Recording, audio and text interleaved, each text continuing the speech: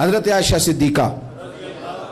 رضی اللہ تعالیٰ عنہ فرماتی ہیں ایک عورت تھی اور اسے نبی پاک صلی اللہ تعالیٰ علیہ وسلم نے وہ کلمہ پڑھ کے مسلمان ہوئی، مدینہ طیبہ آ گئی تو حضور نے مسجد نبوی شریف میں اس کے لیے مکان،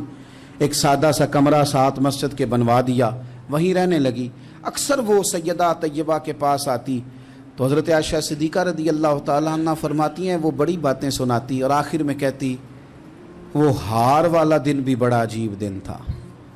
اور میرے رب کی قدرتوں کا دن تھا، وہ بھی بڑا عجیب دن تھا۔ سیدہ عائشہ صدیقہ رضی اللہ تعالیٰ عنہ ایک دن فرمانے لگی کہ تو ہار والے دن کا بڑا ذکر کرتی ہے، وہ کیا دن تھا؟ تو خاتون کہنے لگی اماں جی وہ دن تھا جب میرے رب پر بھروسہ اور مضبوط ہو گیا، جس دن میرا اپنے رب پر توکل اور بڑھا، میرے ایمان میں یقین میں اور پختگی آئی۔ کہنے لگی میں ایک گھر کی کنیز تھی، نوکرانی تھی، اس گھر میں ایک بچی تھی جس کے پاس سونے چاندی ہیرے جواہرات کا ہار تھا۔ اس زمانے میں چمڑے کے اوپر لوگ ہیرے جواہرات لگاتے تھے، کئی دفعہ سرخ رنگ کے چمڑے پہ لگائے جاتے تھے، وہ بچی پہنتی تھی تو کہتی ہوں بچی کے اس نے اتار کے رکھا یا اس سے گرا وہ ہار تو چیل اسے اٹھا کے لے گئی گوشت سمجھ کے اور میرے سامنے اٹھا کے لے گئی۔ گھر والوں نے مجھ سے پوچھا، یہ بخاری میں موجود ہے، گھر والوں نے پوچھا مجھ سے کہ وہ ہار کہاں ہے تو میں نے کہا چیل اٹھا کے لے گئی۔ گھر میں کچھ چوری ہو جائے تو سب سے پہلا الزام کس پہ لگتا ہے؟ ملازمین پہ۔ کہتے انہوں نے مجھے بڑا مارا، بڑی تکلیف تھی، حتیٰ کہ میری شرمگاہ تک کی تلاشی لی،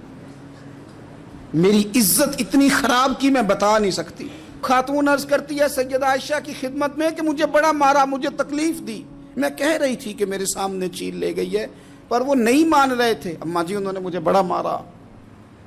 حضرت عائشہ صدیقہ کہتی ہیں پھر کیا ہوا؟ کہنے لگی اماں جی جب کوئی میرا مددگار نہ رہا،